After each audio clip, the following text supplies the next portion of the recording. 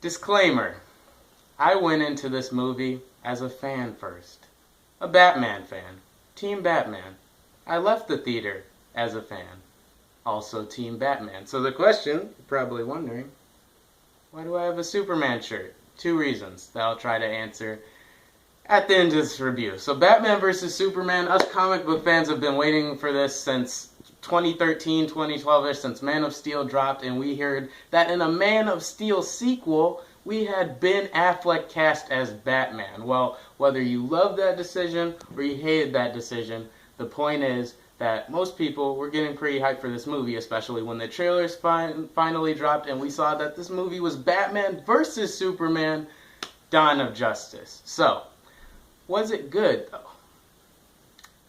Yes, it was cool. No, it wasn't a good movie. It was a very cool movie with a lot of mess going on. Starting off with the positives, what did I like about this movie? I absolutely loved Ben Affleck as Batman. This dude kills it. He's dark, he's gritty, he's just a comic book accurate portrayal, and you can tell that just by his facial expressions and all his dialogue performed, this dude's been through a lot, and it's definitely an accurate Dark Knight Returns portrayal of Batman, just as I loved it. He absolutely carried this movie. But unlike Heath Ledger's Joker, there's only so much one man can do to carry a 2-hour and 40-minute movie. Another thing I liked was the political aspects of the movie. Superman is basically on trial by the public throughout the majority of the movie. People are trying to ask the question, what does Superman have to do in our world? How did he get here? What's his place? And it had in that sense, it felt like a Man of Steel sequel. In that sense, I really liked it.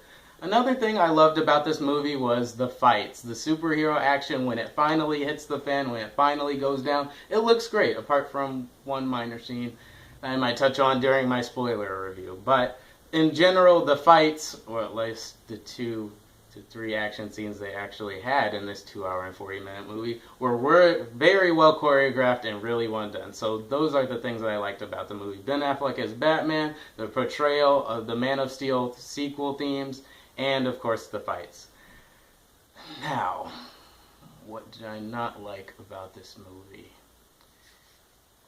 First of all, there's not enough action in this 2-hour and 40-minute movie entitled and marketed Batman vs. Superman. Long story short, I went in the theater with 3 snacks, and I looked to my friend to my left and I was like, bro, I'm not gonna open a snack unless they show me something worth opening a snack for. When things actually get rolling, when there's some action, then I'm gonna eat my snacks. In this 2-hour and 40-minute movie, I only opened 2 snacks. Was I hungry?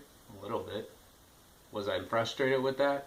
Yeah, a lot. In this 2-hour and 40-minute movie marketed Batman vs. Superman, they only had 2 major action sequences that really got me excited enough to open a bag of Airheads. That's a problem.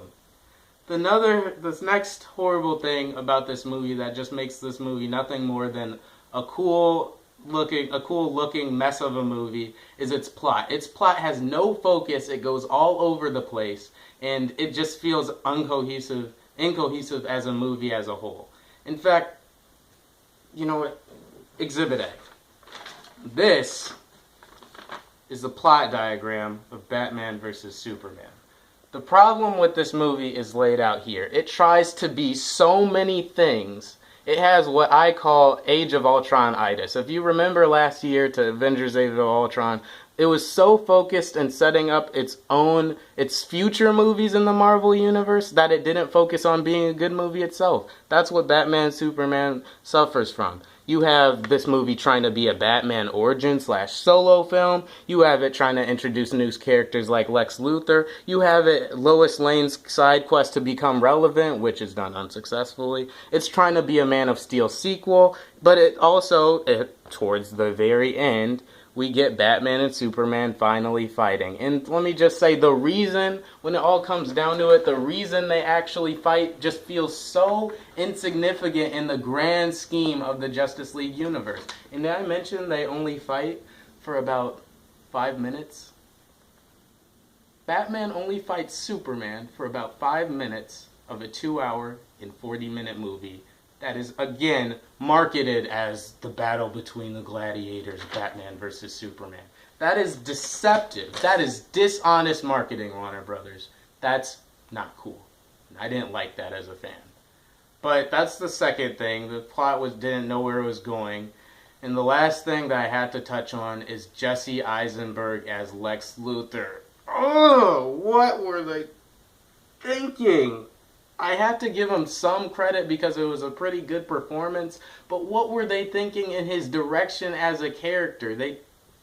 I'll touch more on that on my spoiler review. Long story short, he fell out of place, and that was a very bad casting choice, having him be Lex Luthor. So in total, Batman vs. Superman is like going to the Golden Corral for an ice cream cone. Yeah, you will get an ice cream cone. It's going to taste pretty good. But behind that, in front of that, it's just a whole slew, a whole buffet of things that are done okay, but it's not, it feels totally out of place as a movie in whole. Just like a basketball team is only as good as the sum of its players, the sum of its parts, a movie is only good as how well its teams mesh together. Its scenes mesh together. So, why do I have on a Superman shirt? Well, one reason is because Target only had the Ben Affleck Batman shirts in extra large. And the second reason is because this shirt definitely reminds me of how much this movie right here is the definitive Superman experience. And this movie is a million times better. So overall, Batman versus Superman. Batman featuring Superman, Dawn of the Overbloated Justice League tie-in gets 2.5 stars in my book. 2 stars for Ben Affleck's Batman and 0.5 star for everything else.